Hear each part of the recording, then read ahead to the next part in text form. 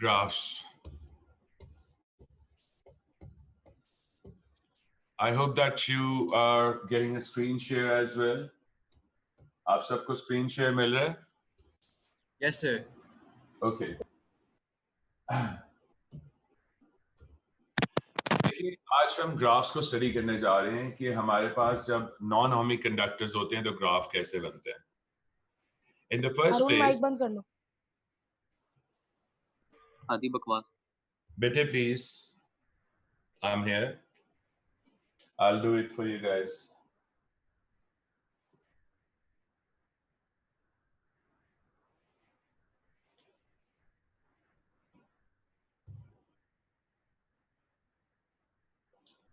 Okay. So over here we have a conductor जिसमें हमारे पास यहाँ पे है I and over here we have V. I'm showing you another graph over here.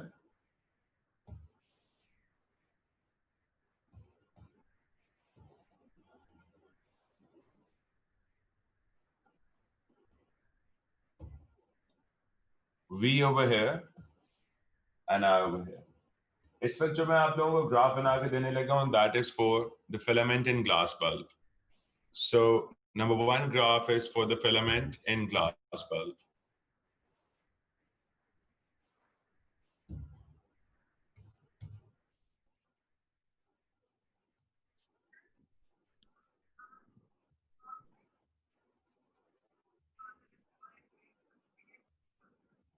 Now basically filament in glass bulb is actually a wire, a tungsten wire. ठीक है? और इस tungsten wire के अंदर भी जब हम करंट फ्लो करवाते हैं तो current is actually the flow of electrons.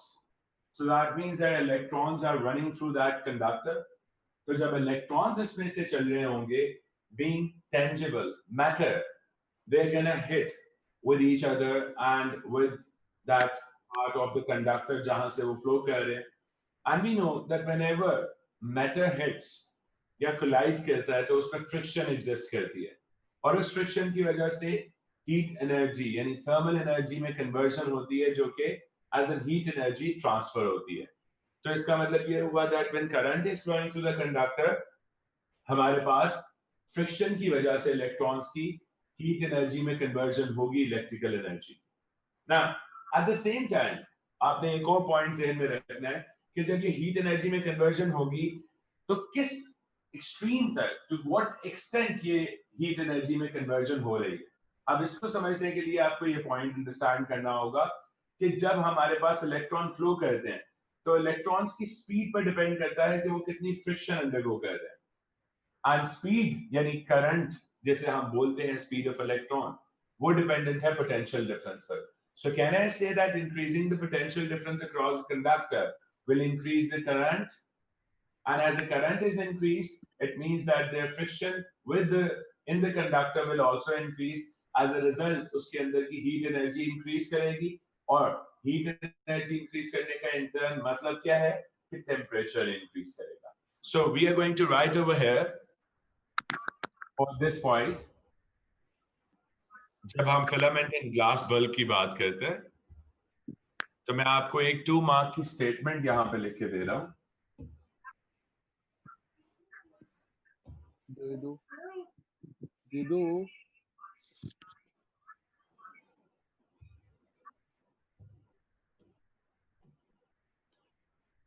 When potential difference across a conductor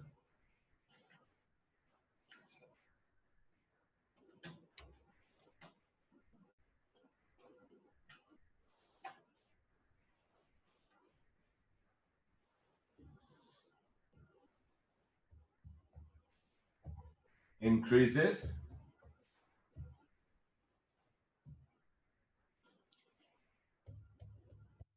it increases current in it, and hence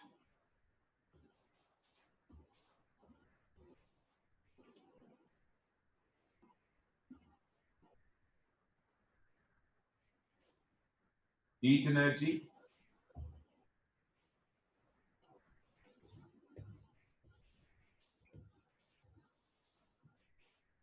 followed by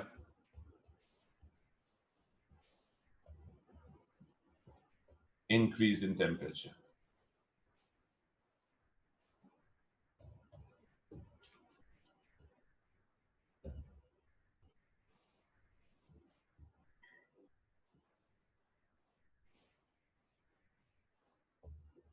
Now, why this increase in temperature is taking place? The simple rule is the more the current flowing through the conductor,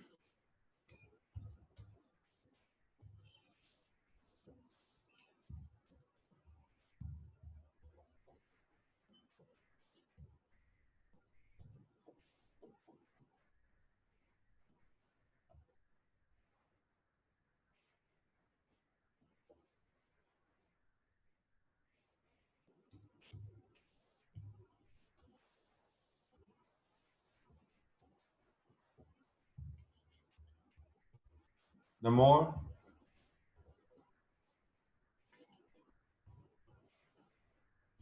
they collide, the more the electrons collide,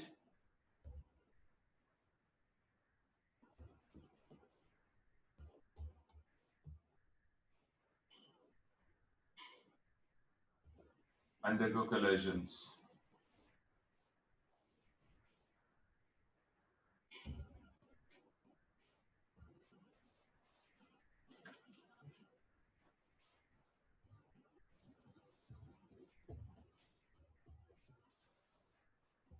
Resulting in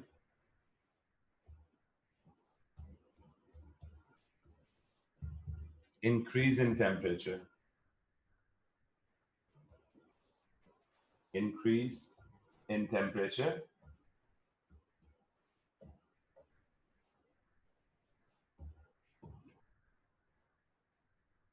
and hence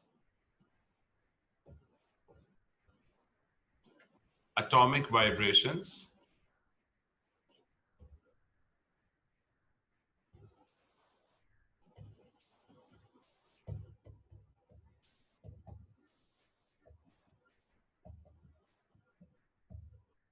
which increases resistance. Resistance हमारे पास क्या है? It's basically hindrance in the flow of current. Now hindrance is something कि आप समझ लें कि when current यानी electrons are flowing through the conductor, तो उसके रास्ते में कितनी रुकावटें आती हैं. Now more the atomic vibration, it means that the more is the hindrance in the flow of current. It's just like you think about playing the kabaddi. You must have heard about the term kabaddi या फिर American football आप देखते हैं rugby. So when somebody is passing on a track और आगे आप खड़े हो जाओ और आप कभी इधर हो रहे हैं कभी इधर हो रहे हैं, you are doing like this. एक बंदा सामने से आ रहा है और आप कभी इधर है कभी इधर है कभी इधर है कभी इधर है. So you are causing hindrance in the flow of that person, in the path of that person. In the similar manner, जब electrons चल रहे हैं और temperature increase होने की वजह से atomic vibration, जिसका official name lattice vibrations भी होता है. That's a more official name. Instead of using the term atomic vibration, I would prefer to use the term lattice vibration. So the more the lattice vibration, the more is the hindrance in the path of the flow of electrons. And the more is the hindrance, it means that there is an increase in resistance of a conductor. Now, Ohm's law has a condition that current flowing through a conductor is directly proportional to potential difference across it, provided that resistance is not, it's kept constant. So if resistance of a conductor is changing, it means that such conductors will not obey Ohm's law. As a result, when we talk about tungsten, filament in glass bulb, as the current through it and potential difference across it will increase, the current flowing through it will also increase. But this increase in current will cause in turn increase in temperature, which results in increased lattice vibration and hence resistance. So that means that filament in glass bulb cannot obey Ohm's law because resistance is continuously varying. It means that if I'm going to plot a graph for the filament in glass bulb, IV graph or VI graph, as we are saying that resistance is increasing, तो हमारे पास एक graph कैसा होना चाहिए? अब मैं आपके पास एक ग्राफ बना के दे रहा हूं. अगर हम IV ग्राफ बनाते हैं, it's gonna be like this. और अगर हम VI ग्राफ बनाते हैं, तो फिर ये हमारे पास ऐसा बनेगा. ये ग्राफ समझ नहीं आया. बेटे अभी मैं आपको समझाने लगा हूं. देखिए मैं फिर से आपके सामने बना देता हूं ये दोनों ग्राफ. अगर मैं IV ग्राफ बनाता हूं तो it's gonna be like this. Straight line नहीं होगी. जब हमने ओहम्स लॉ के ऊपर बात की थी तो we have seen one thing that it should be a straight line. याद है आपको? जबकि इसमें मैं आपसे कह रहा हूं स्ट्रेट लाइन नहीं होगी, it's gonna be curve. Reason क्या है अभी मैं आप लोगों को समझा देता हूं. बेटे it's a very simple reason. देखिए लेट्स से कि अगर मैं आपसे कहूं कि मुझे इसका ग्रेडियंट इंक्रीज करना है. अब पहले एक चीज देखें. मुझे एक बात बताओ कि अगर मेरे पास आईवी ग्राफ हो तो इसका ग्रेडियंट किस चीज को रिप्रेजेंट कर रहा है? फॉर आईवी ग्राफ ग्रेडियंट किस तरह से रिप्रेजेंट हो रहा है? अब आप लोग सोच रहे हैं ग्रेडियंट क्या है इसका? बताएं जी, कौन बताएगा इसका ग्रेडियंट क्या है जल्दी से? Rise over run. Rise over किस फिजिकल क्वांटिटी को ये एक्सप्रेस कर रहा है? 1/r. 1/r को. वेरी गुड बेटे. वो कैसे पता चलेगा हमें? राइज में लिखा हुआ है करंट और रन में लिखा हुआ है हमारे पास यहां पर राइज में है करंट और रन में है voltage.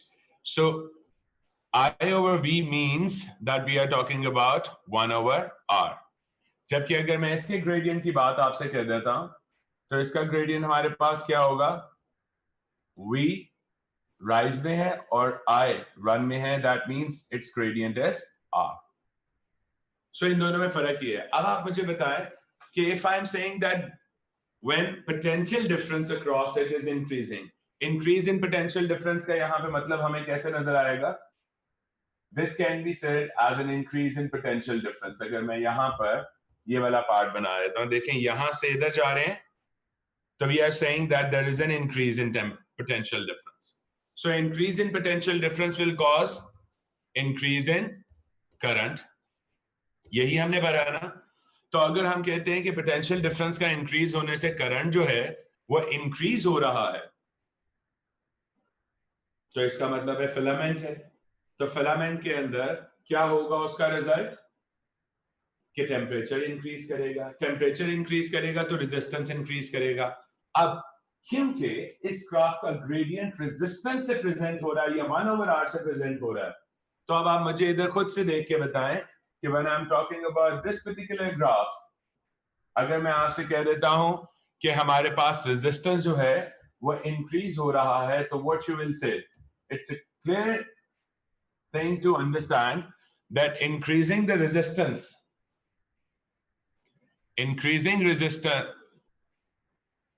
if we want to say that there is an increase in resistance, it means that we have to consider that gradient is decreasing. I'm repeating this again, that if I'm saying that there is an increase in resistor, because resistance is in denominator, so increase in resistance of a filament in glass bulb clearly indicates that gradient is going to decrease. Why? Because gradient is 1/resistance. So resistance is in denominator.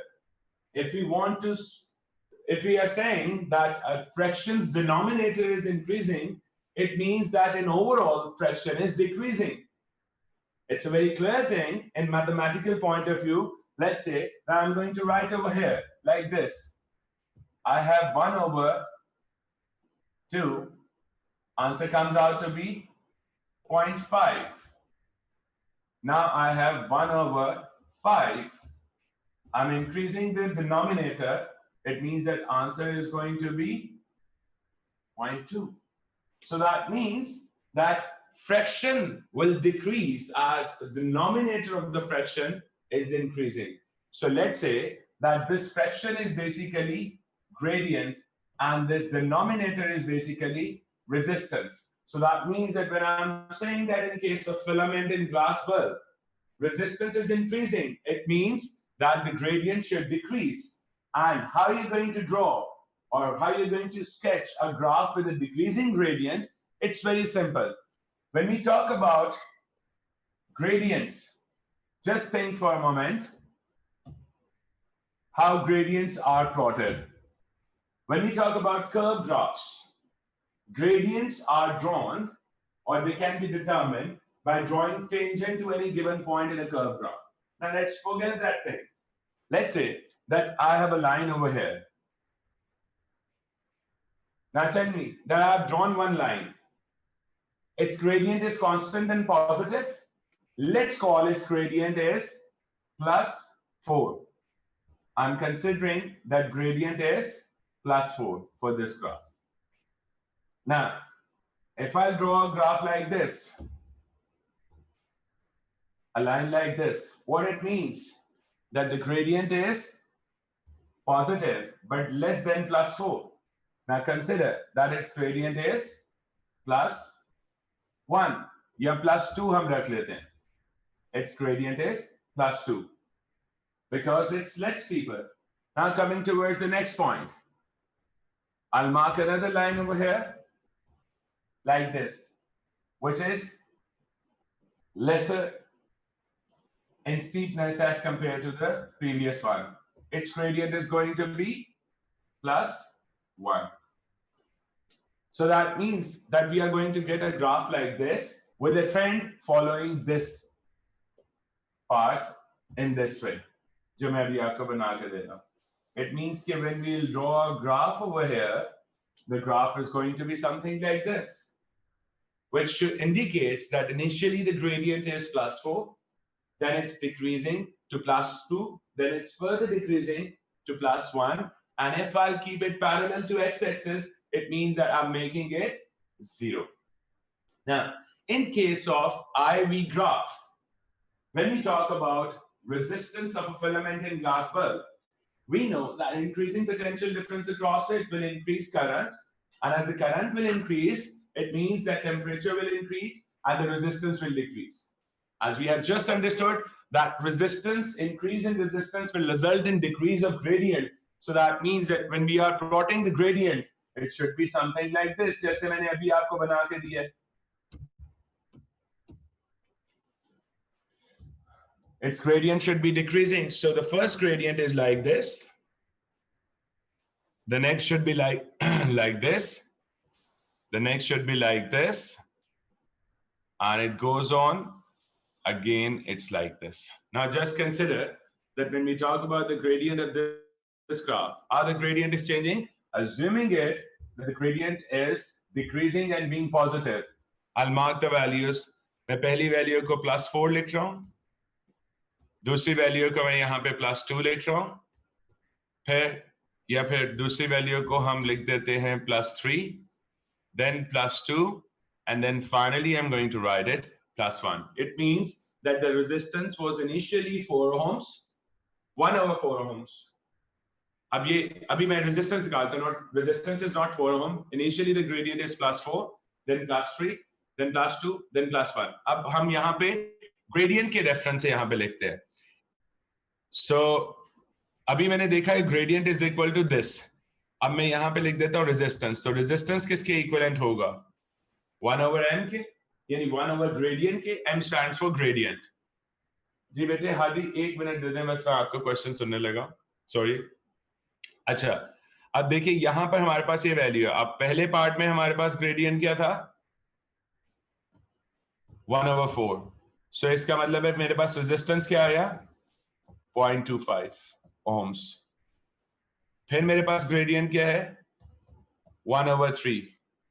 It means कि मेरे पास resistance क्या आ गया? 0.33 ohms. फिर मेरे पास gradient क्या है? 1 over 2. इसका मतलब है कि हमारे पास रेजिस्टेंस क्या आ जाएगा 0.5 ohms। तो अब आप खुद देखें कि रेजिस्टेंस इंक्रीज कर रहा है, तो यही बात ये ग्राफ इंडिकेट कर रहा है। एंड नेक्स्ट जब हम VI ग्राफ बनाते हैं तो VI ग्राफ का हमने अभी अभी देखा है that V over I stands for gradient। तो इसका ग्राफ का ग्रेडियंट जो है वो रेजिस्टेंस ही है। तो इसमें हमारे पास क्या होना चाहिए, क्योंकि रेजिस्टेंस ने इंक्रीज करना है तो पहले ग्रेडियंट कम होगा, फिर ग्रेडियंट और ज्यादा होगा, फिर ग्रेडियंट और ज्यादा होगा, and then finally it's gonna increase to this value. Okay guys, अब हादी अब आप मेरे से क्वेश्चन पूछें। You want to ask something? Sir मैंने पूछना था कि हम लोगों को क्या अगर ये ग्राफ ड्रॉ करने का है तो हमें ये लिखना पड़ेगा ये कौन सा ग्रेडियंट कहाँ पे है?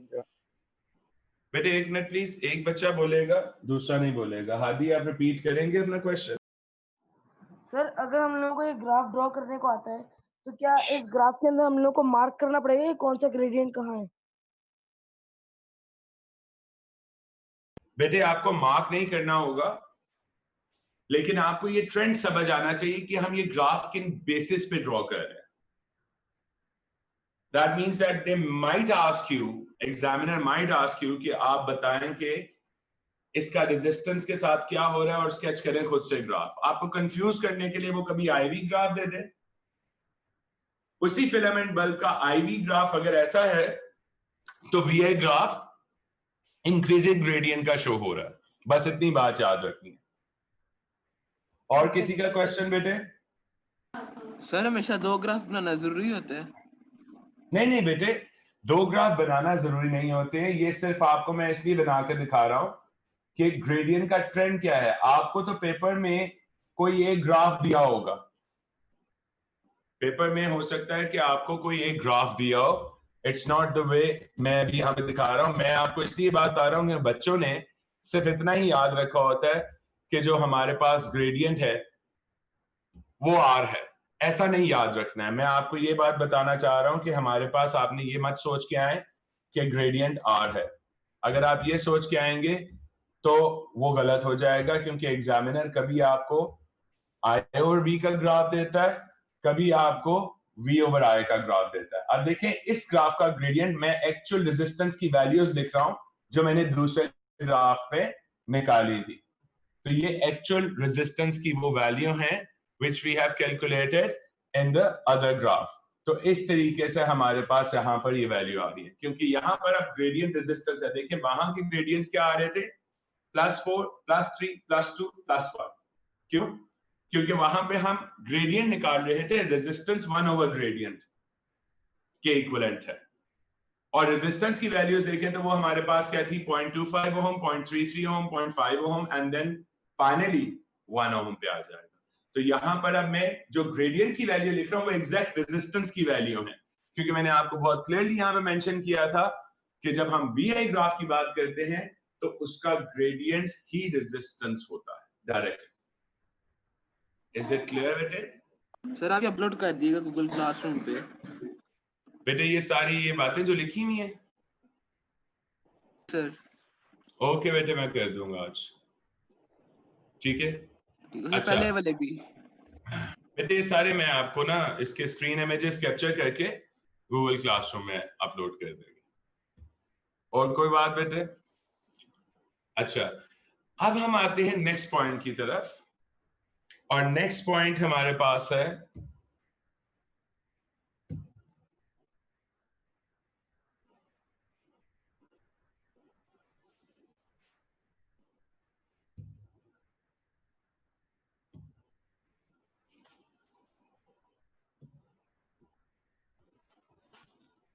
thermistor. Our next part is another non-ohmic conductor that we call thermistor.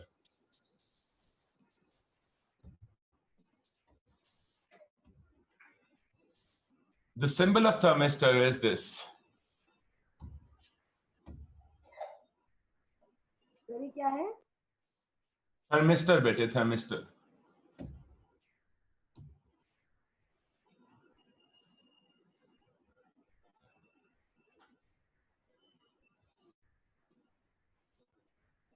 So This is the symbol of thermistor. मैंने आपके सामने भी बनाया है, वो thermistor का symbol है. Now, thermistor is a type of a resistance. It's a type of a resistor whose resistance will increase when its temperature is increasing. ये एक ऐसा resistor है जिसका temperature increase होने पर इसका resistance decrease होता है. Are you getting my point? अब मैं यहाँ पे लिख देता हूँ. Increase in temperature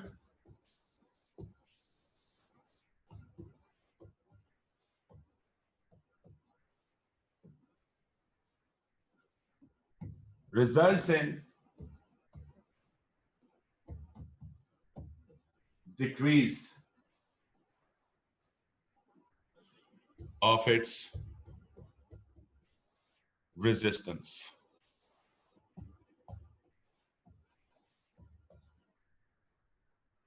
Now you must be thinking, okay, what sort of a resistance is this? जबकि हम ये बात हमेशा से करते आते हैं कि resistance is basically hindrance in the flow of current. An increasing temperature of any body will always increase in the lattice vibrations. That means increase in atomic vibrations. So अगर हम ये बात कर रहे हैं कि increase in temperature will cause an increase in atomic vibrations, हर चीज का resistance तो increase होना चाहिए. तो ये thermistor कैसा एक component है, एक ऐसा resistor है जिसका increase in temperature will cause decrease in its resistance. It's a very simple case. Are you aware of the term delocalized electrons? आप सबने ये term सुना है? बताएं बेटे. Delocalized electrons. Yes, sir. अच्छा. आपको पता है कि metals, why they are good conductors of electricity? Because they have delocalized electrons. So the more the number of delocalized electrons means free C of mobile electrons. C of free mobile electrons. ऐसे electrons जो के move कर सकते हैं. I'm repeating again.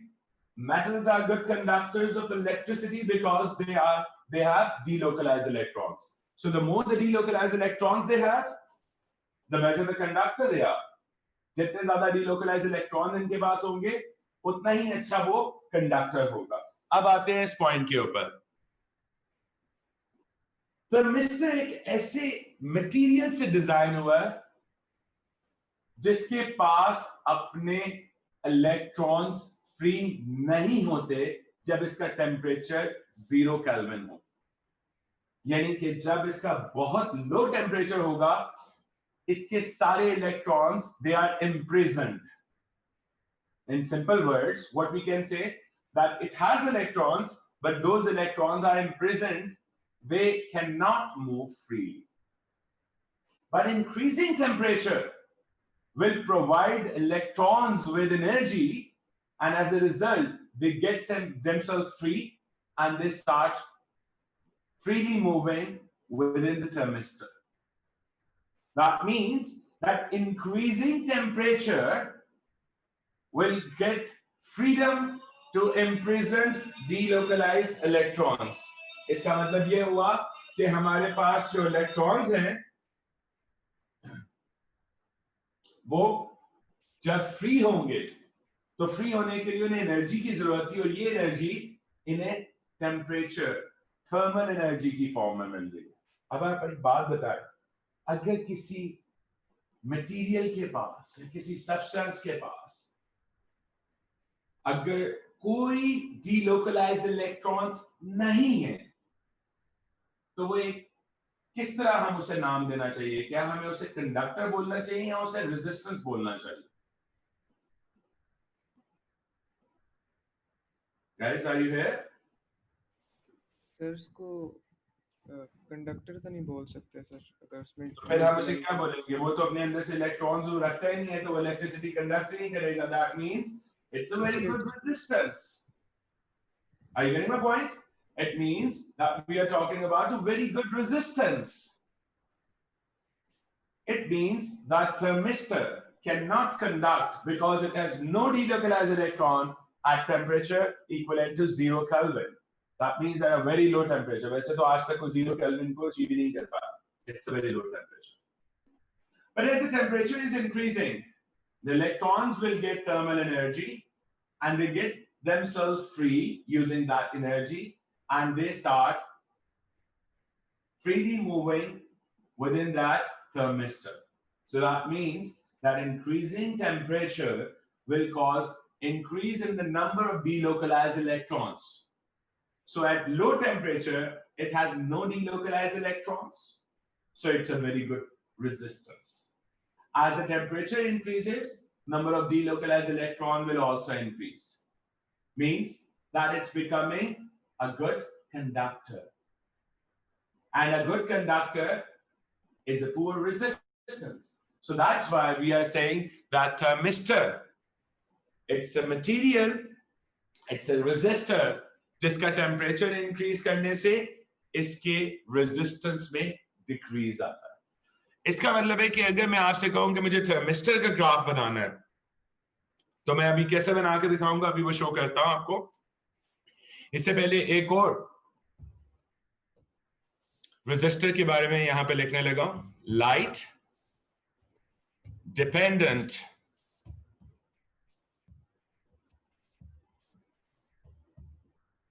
resistor.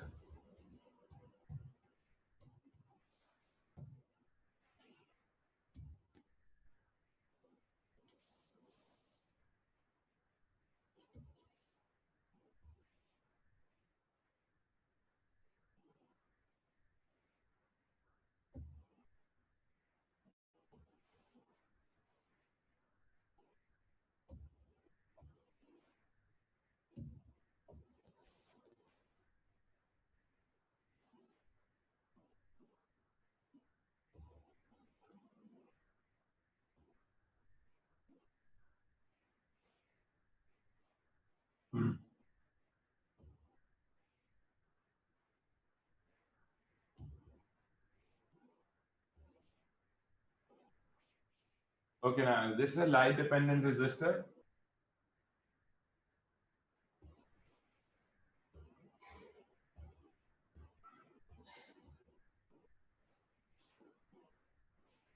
ऐसे दिखाया जाता है इसे,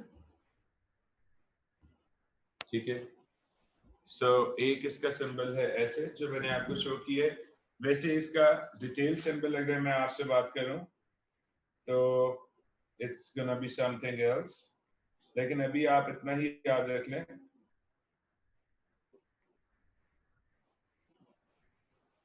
कि हम इसे ऐसे शो करते हैं, ठीक है. So we have a light dependent resistor. अब देखें, लाइट डिपेंडेंट रेजिस्टर का एक ऑफिशियल नाम है जो कि आप यूज कर सकते हैं इसके साथ. It's LDR, a short form. So it's legal to use this abbreviation in your papers as well. Now, this is a sort of a resistor जिसका टेम्परेचर इंक्रीज करता है, light intensity increase and light intensity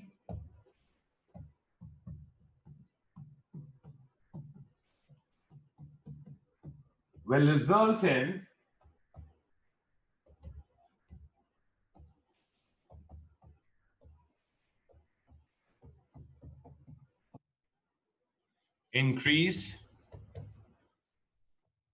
decrease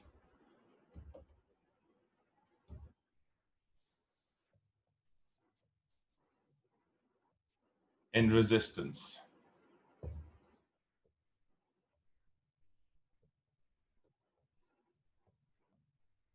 Guys, what do you think? इसका क्या reason हो सकता है कि light intensity इस पे इंक्रीज करने से इसका रेजिस्टेंस डिक्रीज हो? इसका मतलब है ये भी एक सेंस करने वाला है. जैसे थर्मिस्टर टेम्परेचर को सेंस करता था, ये हमारे पास किसको सेंस करेगा? लाइट इंटेंसिटी को सेंस करेगा. आपके ख्याल में क्या रीजन है कि इस पे लाइट इंटेंसिटी इंक्रीज करने से इसका रेजिस्टेंस डिक्रीज हो जाए?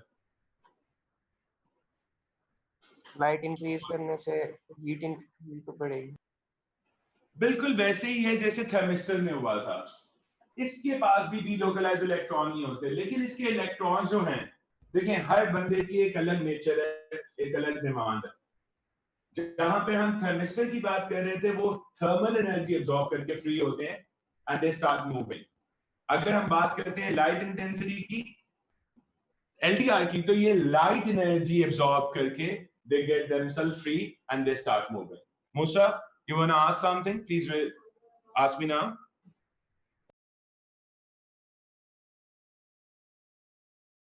Musa, you can ask the question. You have raised your hand. Sir नहीं सर, गलती से हो गया था। Okay, it's fine. Okay, sir now, sir mistake होता कहाँ पे है? बेटे अभी आपको बताने लगे हैं। अभी तो मैं आपको सिर्फ एक दो चीजें इसकी दिखा दूं, उसके बाद मैं आपके साथ इस पे बात कर रहा हूँ। ये बहुत जगहों पे यूज होगा पोटेंशियल डिवाइडर सर्किट्स में डिफरेंट पॉइंट्स के अंदर। अब सबसे पहले इन दोनों के ग्राफ्स बनाते हैं।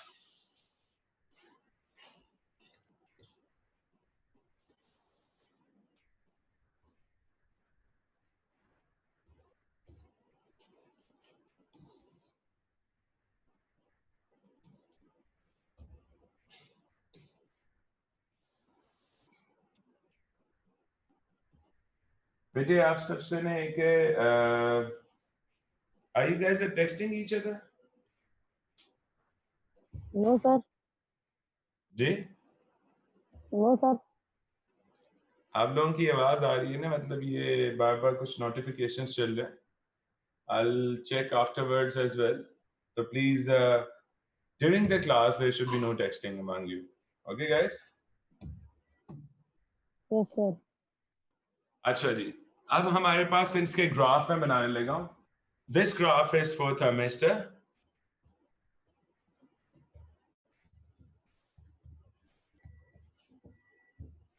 And this graph is for LDR. Now, on x-axis for both, I'm going to mark, sorry, on y-axis for both, I'm going to mark resistance. Sir अब ये बता देखिए देंगे कि दोबारा बता देंगे ये- एक्स एक्सिस और वाई एक्सिस पे क्या रखना होता है, वो कैसे हमें पता चलता है? x-axis पे वो वेरिएबल रखना है जो कि डिपेंडेंट हो, इंडिपेंडेंट हो। इंडिपेंडेंट का मतलब है जो दूसरे की वेरिएशन से वेरी ना होता हो, और y एक्सिस पे वो वेरिएबल रखना है जो कि डिपेंडेंट हो, जो अपने अंदर वेरिएशन शो करे जब हम किसी और फैक्टर के अंदर वेरिएशन लेकर आए। जैसे यहां पर रेजिस्टेंस जो है वो टेम्परेचर पे डिपेंडेंट है। I am writing kelvin over here. और लाइट डिपेंडेंट रेजिस्टेंस जो है वो लाइट इंटेंसिटी पे डिपेंडेंट है, तो आई एम राइटिंग ल्यूमिनोसिटी या लाइट इंटेंसिटी ओवर हियर। अब देखिए कि जब हम कहते हैं कि हमारे पास टेम्परेचर 0 है, 0 केल्विन, तो रेजिस्टेंस क्या होगा? मैक्सिमम होगा, क्योंकि उस वक्त बिल्कुल भी कंडक्ट नहीं करेगा। So in that case resistance is going to be an infinite value, maximum value का रेजिस्टेंस होगा। तो अगर हम वहां पे बनाए, अच्छा वैसे मैं अब आप लोगों को एक और बात बता देता हूं। नॉर्मली जब आप लोगों को पेपर में मिलता है तो यहाँ पे केल्विन बहुत रेयरली लिखा होता है, बल्कि इस जगह पे उसने डिग्री सेल्सियस लिखा होता है। अगर डिग्री सेल्सियस लिखा होगा तो 0 लिखा हो, इसका मतलब 0 केल्विन नहीं, क्योंकि 0 degree Celsius means that it's 273 Kelvin. In that case we can not say कि हमारे पास जो रेजिस्टेंस है वो इन्फिनिट है। इन्फिनिट रेजिस्टेंस से तब होता है, इन्फिनिट का मतलब होता है इतना ज्यादा रेजिस्टेंस कि देयर इज नो पॉसिबिलिटी कि उस कंडक्टर से करंट फ्लो करे। इस केस में हम इन्फिनिट नहीं कहेंगे, मैक्सिमम बोलेंगे, अगर यहां पर हमारे पास डिग्री सेल्सियस में ये चीज लिखी होगी। अब मैं यहाँ पे आपको ग्राफ बनाता हूं। जब टेम्परेचर हमारे पास 0 डिग्री सेल्सियस था, we are getting maximum resistance and this resistance decreases, but this is an asymptote graph, it's not touching. हम अभी टच नहीं कर रहे हैं इस ग्राफ को, एक्स एक्सिस के ऊपर इंटरसेक्शन नहीं हो रहा, क्योंकि still temperature further needs to go ahead और resistance further need to decrease. अब हम आ जाते हैं इसके ऊपर, लाइट इंटेंसिटी इंक्रीज करेगी तो रेजिस्टेंस जो है वो डिक्रीज करेगा। So they both have similar graphs, but एक चीज नोटिस करनी है आपने, इन दोनों ग्राफ्स में हमने VI या IV ग्राफ नहीं बनाया। एक बात याद रखना बेटे कि थर्मिस्टर के अक्रॉस में जितना मर्जी वोल्टेज कर दूं, I am repeating my point, मैं थर्मिस्टर के क्रॉस वोल्टेज जितना मर्जी इंक्रीज कर दूं, उसका रेजिस्टेंस जो है उस पे कोई इंपैक्ट नहीं आता, या उसमें से करंट कभी फ्लो नहीं कर सकता जब तक मैं टेम्परेचर में वेरिएशन ना करूं। जैसे हमने फिलामेंट इन ग्लास बल्ब में बताया था that increasing potential difference will increase resistance, क्योंकि पोटेंशियल डिफरेंस के इंक्रीज होने से करंट इंक्रीज होता है, और करंट के इंक्रीज होने से हमारे पास पोटेंशियल डिफरेंस इंक्रीज होता है। पोटेंशियल डिफरेंस के इंक्रीज होने से करंट इंक्रीज होता है, करंट से टेम्परेचर इंक्रीज होता है, और टेम्परेचर से रेजिस्टेंस इंक्रीज होता है। इस पे ऐसा कोई इंपैक्ट नहीं होगा। इस पे जब तक हम टेम्परेचर या लाइट इंटेंसिटी में चेंज नहीं करेंगे, there will be no change in the resistance. तो हमेशा इसके ग्राफ रेजिस्टेंस क्या होगा वर्सेस टेम्परेचर, और रेजिस्टेंस का होगा वर्सेस लाइट इंटेंसिटी। जी बेटे। सर एलडीआर के ग्राफ में एक्स एक्सिस पे क्या है? लाइट इंटेंसिटी ल्यूमिनोसिटी भी बोलते हैं इसे, जिसका यूनिट कैंडेला होता है। ठीक है गाइस। अच्छा, अब हम आते हैं नेक्स्ट स्टेप के ऊपर। We are moving on to the next step, that is strain gauge की मैंने आप लोगों से बात की थी, लेकिन we don't need to go in detail of a strain gauge. मैं आप लोगों को just for understanding ये चीज शो कर रहा हूँ कि strain gauge क्या होता है।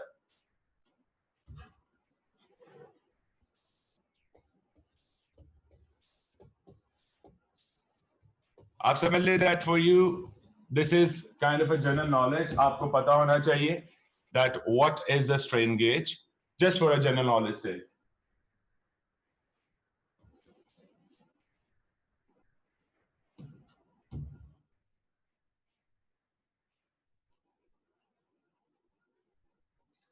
So this is the symbol of a strain gauge.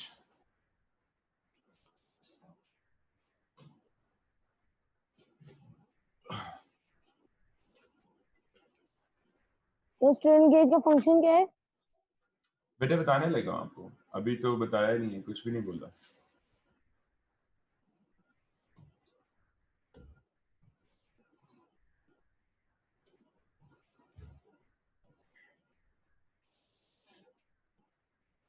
This is strain gauge.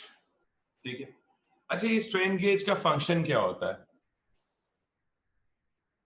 आप स्ट्रेन गेज को, ये जो मैंने यहाँ पे व्हाइट कलर का बनाया ना, दैट्स बेसिकली अ चिप, जिसके ऊपर मैंने ये जो पॉइंट बनाया है, ये एक वायर है, रेजिस्टेंस वायर। मैं यहाँ पे इसे मेंशन कर रहा हूं that this is actually a resistance wire.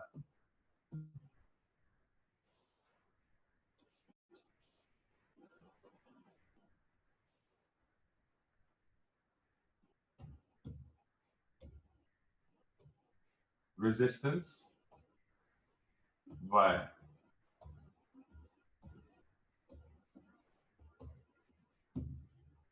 अच्छा, अब ये रेजिस्टेंस वायर का काम क्या है? When we apply force on the strain gauge, ये वायर बेंड होती है। अच्छा, it's just like, are you looking at my finger? आप लोगों को मैं नजर आ रहा हूँगा, मेरे हाथ को देख सकते हैं। Let's say ये मेरी फिंगर है, मैंने इसको स्ट्रेट रखा हुआ है। अब मैं क्या करता हूँ? I'm gonna bend this finger by applying force. Now, when you'll try to do this thing to yourself, you will experience that there's skin over here. जो फिंगर के ऊपर स्किन है वो स्ट्रेच हो रही है। Are you getting my point? बेटे आप लोग मेरा मतलब समझ रहे हैं कि मैं क्या कह रहा हूँ? कि जब मैं इस फिंगर पे ऐसे फोर्स अप्लाई करूंगा तो आपको ऐसा लगेगा जैसे आपकी जो स्किन है फिंगर के ऊपर वो स्ट्रेच हो रही है। अब आप सोचें, अगर आप एक रबर बैंड को स्ट्रेच करते हो तो स्ट्रेच करने से क्या होता है? उसका डायामीटर कम होता है, यानी कि क्रॉस सेक्शनल एरिया कम होता है, और इसकी लेंथ इंक्रीज करती है। ऐसे ही होता है ना? If we stretch a rubber band, its diameter will decrease and its length will increase. Now, to understand this point, you need to get one thing over here. और वो क्या है? एक term मैं आप लोगों को देने लगा हूं, which is a very important term.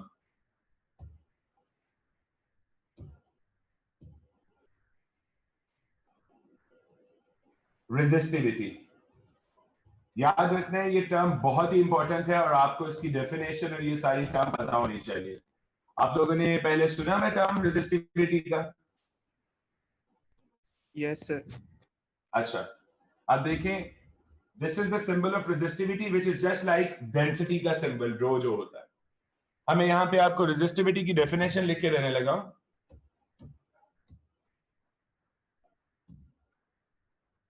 Resistivity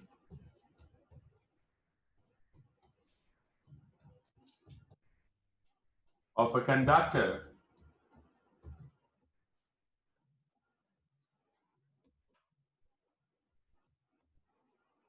is equal to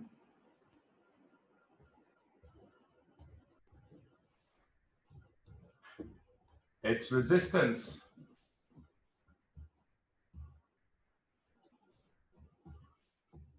if a conductor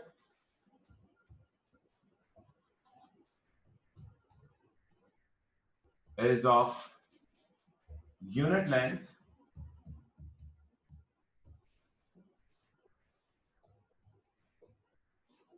and unit cross-sectional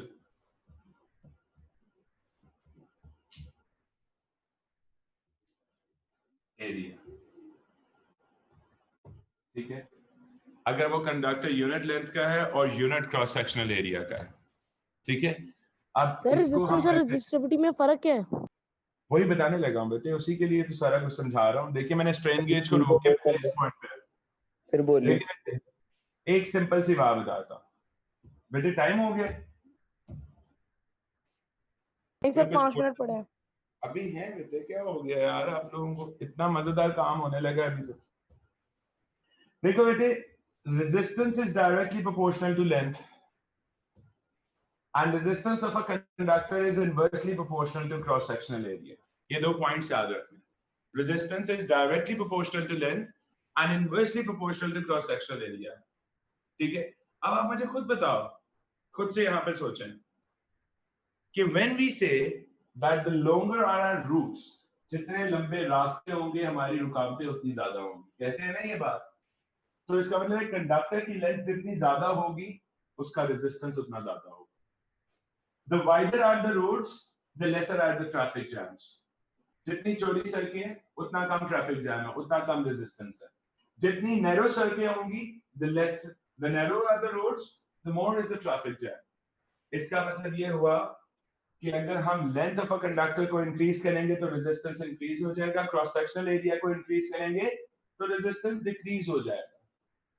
अब जब भी हम ऐसी किसी भी चीज को इक्वेशन फॉर्मेट में लिखना चाहें तो हमें इक्वेशन में लाने के लिए क्या करना होगा? Resistance directly proportional to length and inversely proportional to cross sectional area, and we have to introduce a constant over here। और ये कांस्टेंट जो है ये बेसिकली क्या है? इसको हम बोलते हैं रेजिस्टिविटी।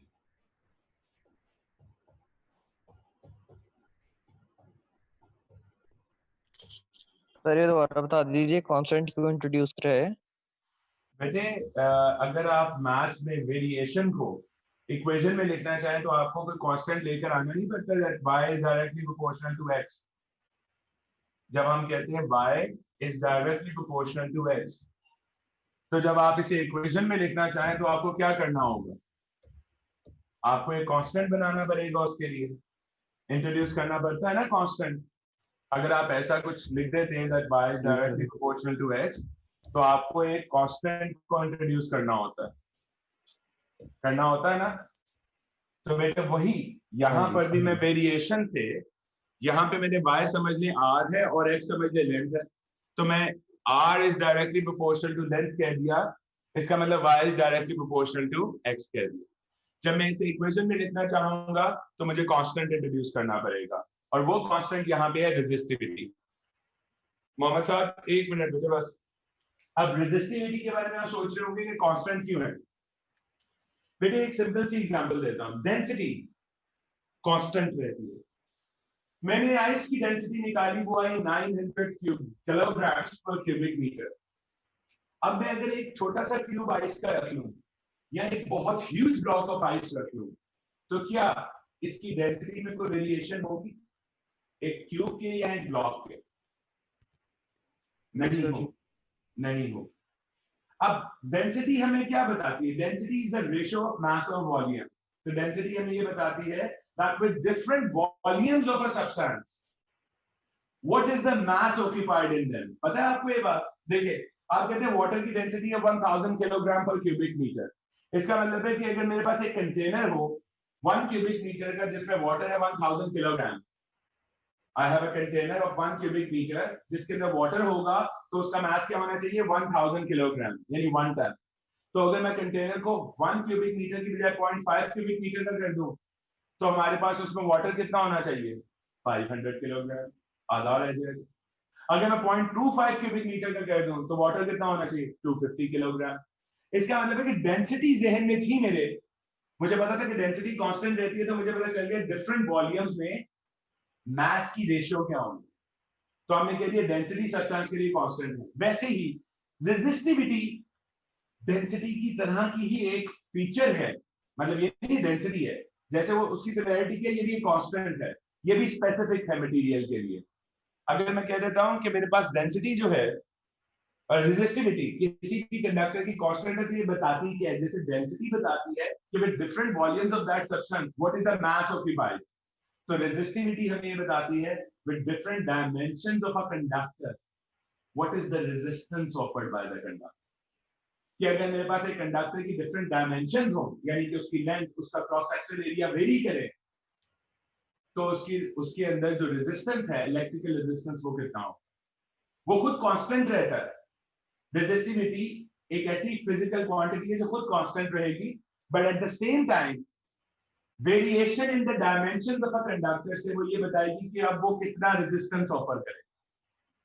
इसलिए हम ये बात कहते हैं, जब हमने रेजिस्टिविटी की डेफिनेशन लिखी तो हम ये बात बोलते हैं that resistivity of a conductor is equal to its resistance. कब रेजिस्टेंस के इक्विवेलेंट है? जब कंडक्टर की लेंथ 1 मीटर हो और जब cross sectional area 1 metre square हो। दैट मींस कि अगर मैं आपको यहां पे कह देता हूं कि ये 1 है और ये भी 1 मीटर स्क्वायर है, तो ऑब्वियसली मेरे पास रेजिस्टेंस और के बराबर हो जाएंगे। जब रेजिस्टेंस और के बराबर होंगे तो के रेजिस्टिविटी है। इसका मतलब है कि तब रेजिस्टिविटी रेजिस्टेंस के इक्वल है।